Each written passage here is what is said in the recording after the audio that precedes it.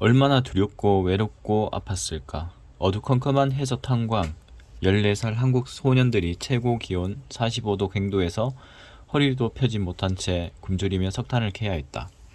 너무 더워 속옷 하나만 입고 작업했는데 흐르는 땀을 닦기 위한 수건이나 깨끗한 물도 없었다. 석탄이 묻은 손으로 눈 주위 땀을 닦다 보니 앞이 조금씩 보이지 않게 되고 나중에는 아예 시력을 잃기도 했다. 탄광 내에서 질식사하거나 갱도가 무너져 압사하는 일도 비일비재했다. 일본 아이가 웃으며 지상운동장에서 신나게 뛰어놀 때 조선의 아이들은 지하 1000m 아래 갱도에서 강제 노역을 해야 했다. 작업하는 내내 지하에서는 이런 소리가 끊이지 않았다고 한다. 배가 고파 죽겠다. 죽겠어. 다리에 쥐가 났어. 고통에 못 이겨 탄광벽에 이런 낙서를 남기기도 했다.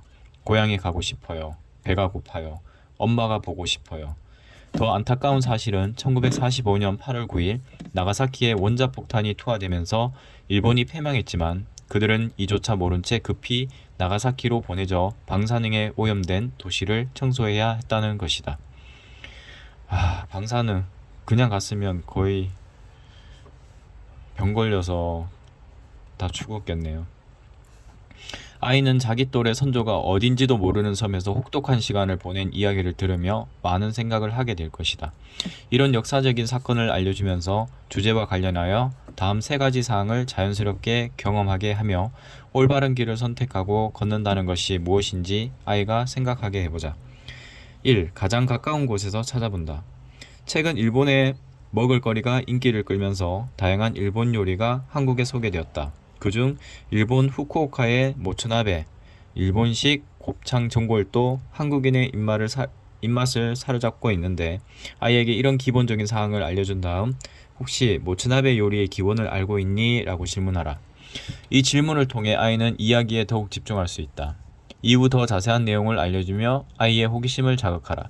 이런 기원, 이런 거를 찾아보고 잘 알아야 되겠네요.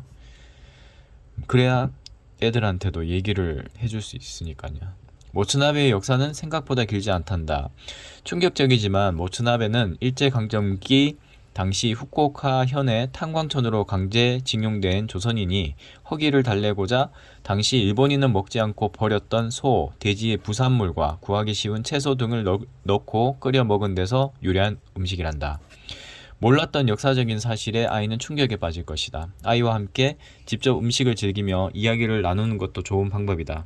이렇게 우리의 삶 주변에는 우리가 모르고 지나치는 것들이 존재한다는 사실을 알게 되면서 세상을 바라보는 시선이 곱고 견고해질 것이다. 우리의 삶 주변에는 우리가 모르고 지나치는 것들이 존재한다는